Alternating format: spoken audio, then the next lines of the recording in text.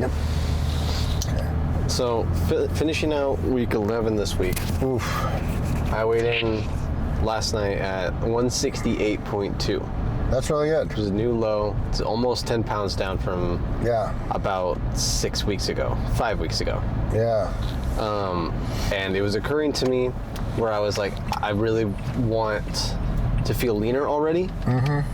But like, it was occurring to me, if I were to feel lean this early on, that would actually be a detriment. That would be a bad sign. Then maybe you're losing muscle? Yeah, that you're losing muscle too quickly. Or you shouldn't be losing any muscle, but that means... Or losing your weight overall too quickly, In addition to fat, that something else is going... Well, I mean, it's going to be water, fat, and we don't know about muscle, like about basically... Hopefully none. But hopefully none. But, I don't know. But I feel like getting into almost singular digits now, from how many weeks out we are. I'm wanting to feel leaner, but I think that's the inverse difficulty of cutting. Is like, it's still, a delayed goal and consistency that's required to get to something good, because if you rush it, you'll blow it all. I think that's the important thing, is like bulking, you can rush it. In a way, if you're eating the proper foods and you're not, eating junk, you can rush your bulk as much as you want if it's the proper foods and you don't surpass your goal weight. Like, if your plan is to get to 200 pounds in 6 months and you get there in 5, like, great. You're there. It's not a problem. But if your plan is to cut down 20 pounds of fat, if possible, in 3 months, and you do it in 1, then there's a problem, because physiologically something has happened. Exactly. And now what's going to continue to be lost over those remaining 2 months? Probably some muscle. So I think it's just different focus. Big time, Because if you rush it, everything you built up, not everything, but almost everything you built up on your bulk is kind of easily spent. It takes a long time to build up, but not that much time to lose it all. I mean, there's a little bit of cushion, a little bit of grace in there, but I know what you mean. The game is different, because the game in bulking is you want to put on the most amount of muscle and not necessarily a lot of fat. And so you could mess up your bulk only in the sense that you're not maybe working out enough, or not getting enough protein, not getting enough rest. And then your ratio of fat gain to muscle building is off. Maybe it's not optimal, so which means then you have to cut more, and then you might realize there's not as much muscle as you wanted. So I think the name of the game is still muscle focused. It's either building muscle or muscle retention, or preserving it, retaining the muscle.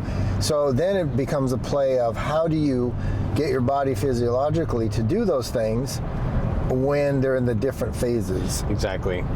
So I think that's the thing. In the cut phase, what's really fascinating is you're getting your body to burn energy in addition, other than the anaerobic, the glycogen that it normally burns when you're like working out. Well, and that's the irony, is like you're going to hit a stride, like we've been talking about, where your body is resisting the change that you're trying to make to it, because it's in a retention kind of phase. It's going to resist trying to hold on to it as much as possible. When it does get in gear, when it finally understands the physiological change that you're trying to make happen, it does kind of get in line. Like, obviously, when you get down to your very, very low percentage, then it's going to go into lockdown mode again. But there is that stride that we were talking about, where as soon as it realizes, oh, this is good, we can afford to lose this amount, we're operating at a different level now because we're leaner and all those other qualities, when the body realizes that it's cutting, it's good. But now you kind of know, in your that knowledge, have to pull back and be like, oh, I can't give it too much leeway though. Because that's where I'm going now, where it's like my body's finally reacting to the fat loss that I was trying to do. It's finally giving me what I was wanting. But if I lean into it too much, it's just gonna, for me at least, for my body type, it'll just accelerate past and faster than I want it to. You're gonna stay in this lane, and you'll go right up there. At the very top. I think also, I mean, again, in both situations, you see the importance of understanding your relationship to your diet, your food. True. Because, like we talked last time, sure, there's counting macros, there's doing all that, that's important, but I think more than that, it's getting a feel or sense of your signals, like when you feel hungry, when you feel weak, when you like are kind of going, okay, what's my body telling me? Like we said last time, I think those signals are important to not misinterpret and to use them as guides and not like drives. It'd be like, just because I'm feeling a certain way doesn't mean I need to do a certain thing. Whether it's like I don't feel like working out doesn't mean I don't work out. Right.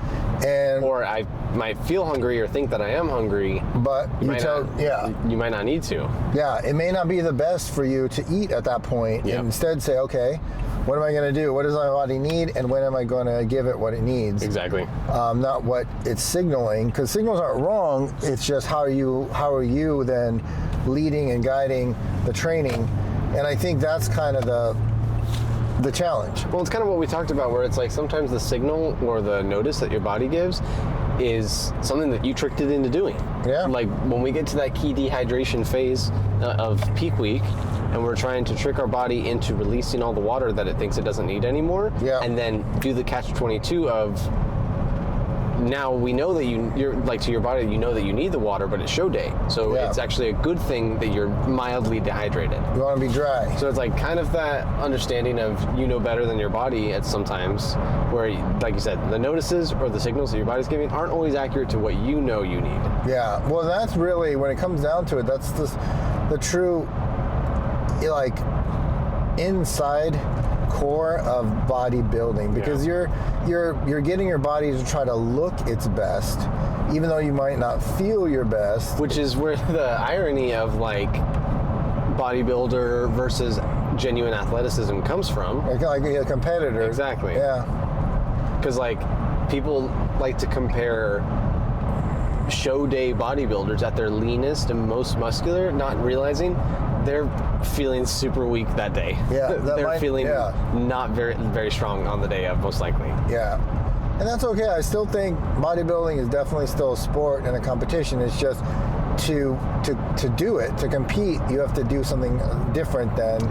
I mean, because the reality is, when the judges are looking at your physique, they're able to discern, usually because they've been bodybuilders themselves. True. They know what work it took to get your body to present a certain way, even down to the leanness, even down to the fullness on that day. They know.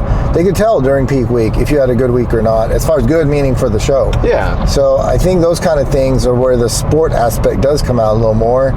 And I realize, it's more of a sport than people sometimes want to give it credit and say, oh, it's not a sport. Well, I go left here? No, you go straight. Okay. Especially in the concept that coach was talking to us about, where like people also have a conception about, or a misconception about, the sustainability of being able to be that lean and be able to perform on stage like that, not realizing that, like that coach said, it's not an all-time sustaining of that physique. You just have to be that good that day.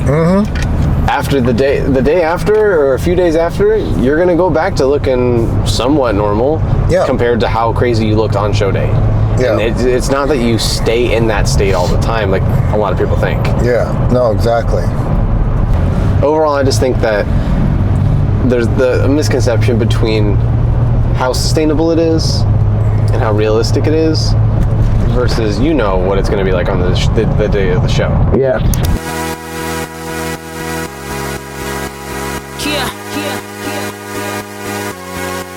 Young Money, Nicki Minaj, Justin, show you out. Tonight I wanna show you out. Good. Locking the form. What you got? A billion could never buy.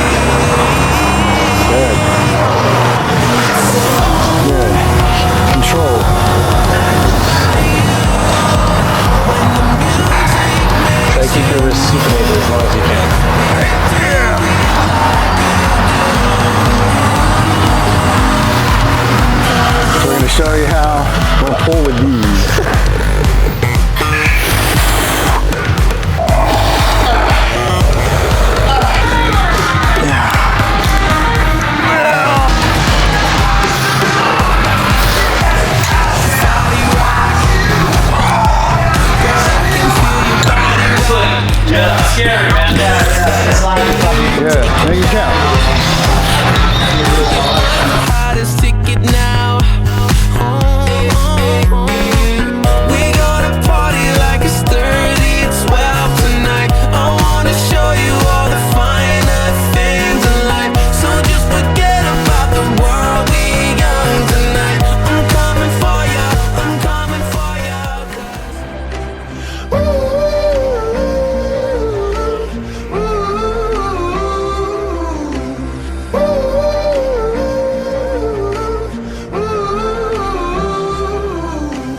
When she was just a girl, she expected the world, but it flew away from her. Clubhouse. At the starting of the week, at Summit Talks, you'll hear them speak. It's only Monday. Negotiations breaking down. See those leaders start to frown. It's sword and gun day. Tomorrow never comes until it's too late. Come with it. Come with it. Could be sitting, taking lunch. The news will hit you like a punch. It's only Tuesday. What time is it? You never thought we'd go to war after all the things we saw. It's April Fool's Day. What time is it? Life's simple. Never comes until You make choices and you don't look back. tomorrow never comes until it's too I want you to fail, and I want you to get up and do it again. The same thing in life is the same thing here. If you can do this, you can do anything. Anything. Right now, you're 5% away. 5% away from being a champion. I want the quads to be the prime mover. Even if you use less weight, I don't care if you use the bar. Use your quads. Do the squat. It's the hardest thing in the world to do the squat. It's balance and control, and it's scary. But that's why it's so effective, okay? The hardest things are usually the best. If it's easy, leave it to somebody else, okay? The squat is not something you just do a few of these and do something else. This is a religion. This is the altar. Drive! Drive! There's 5! 5 more. 5 more. Nothing's like squats. I mean, it's like nothing compares to squats.